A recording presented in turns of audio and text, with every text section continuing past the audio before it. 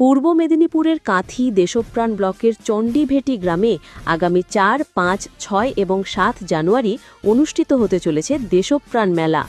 বীরেন্দ্রনাথ শাসমলের জন্মভূমিতে আয়োজিত এই ঐতিহ্যবাহী মেলা কয়েক বছর বন্ধ থাকার পর এবার ফের শুরু হচ্ছে।